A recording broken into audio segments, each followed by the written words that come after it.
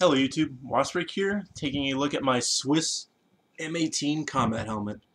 Just got this in a few days ago, and I'm really excited about it. I got this one for around $35, which is a typical price you'll pay for one of these. I know people sell them for a lot more, like 40 or even 50, sometimes $70. But for this helmet, you're generally gonna pay $35, including shipping. So, and this is the Swiss M18, introduced in 1918 at the end of World War I. Switzerland was actually not involved in the conflict, but they just decided to introduce a new steel helmet. And they used this helmet through World War II up until the late 1960s or early 70s, when it was replaced by the M71. For this helmet, you'll see the designations M18/40 or /60 or slash just whatever, indicating different modifications. Mine, I believe, is a World War I or World War II. It's very basic, and its shape is actually very similar to the German Stahlhelm. It's vaguely reminiscent of that. And just looking at over the helmet, it's got a interesting ballistic shape. A lot of the early helmets, such as the ones designed in World War I, were based off of actually medieval helmets. The various armies did studies to determine the effectiveness of different shapes.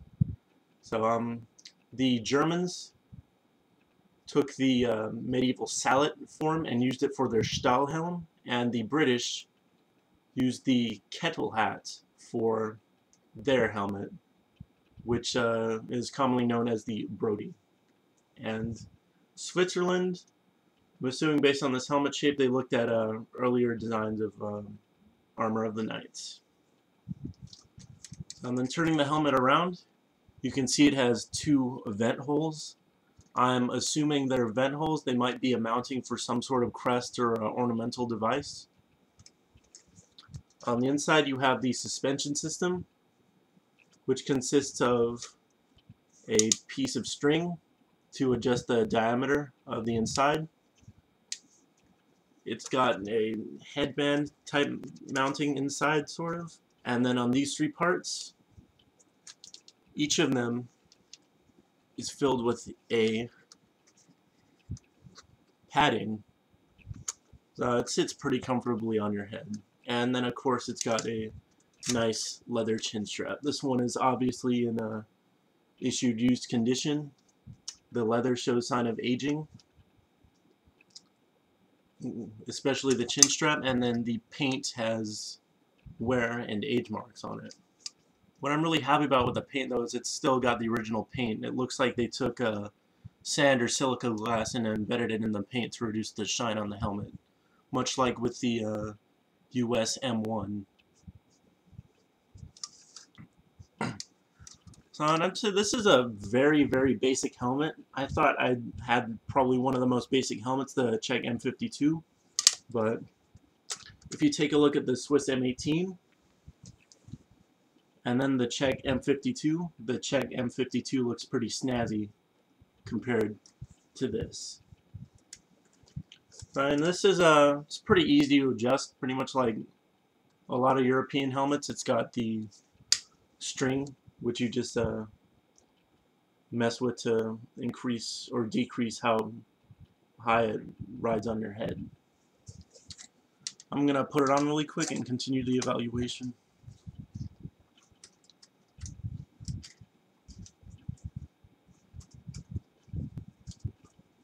Now the helmet fits pretty comfortably on the head. I'd have to say it's a very, very, very light helmet, even lighter than the Czech M52. And a note about on the lightness of the helmet: if you buy one of these, make sure that you are not getting an aluminum reproduction, because I was fooled. I received an aluminum reproduction with an actual World War II cover on it, and I was like, wow, this helmet's really light. But then I took the cover off and I looked at it, and it's definitely not a military manufacturer, but this one's definitely made of steel. You can tell by the weight and just the way it's manufactured. So this helmet gives pretty good coverage, and it's got a good ballistic shape. I'll turn to the side.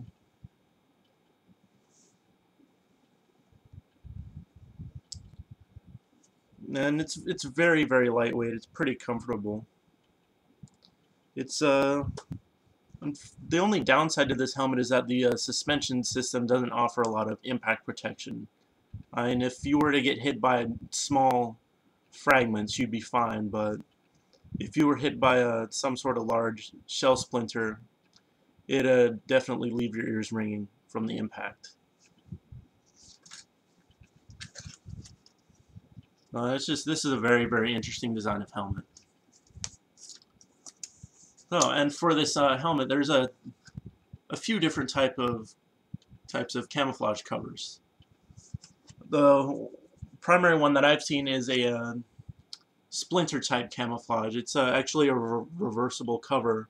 It'll be a lighter yellow brown on one side with, similar to the German rain camo, the Strichtentarn. It'll have the dashes through it in a brown pattern.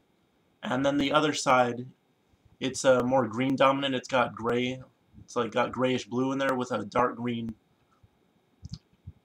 pattern on there.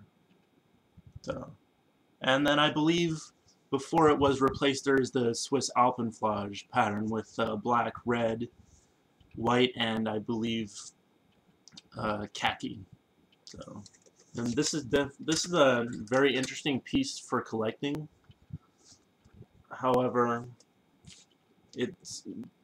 I'd say it's fairly limited in protective capabilities. I mean, to be fair, this helmet was introduced during World War I, but it was also used during World War II. But that's how the introduction of the US M1. Then there were helmets like the German M35.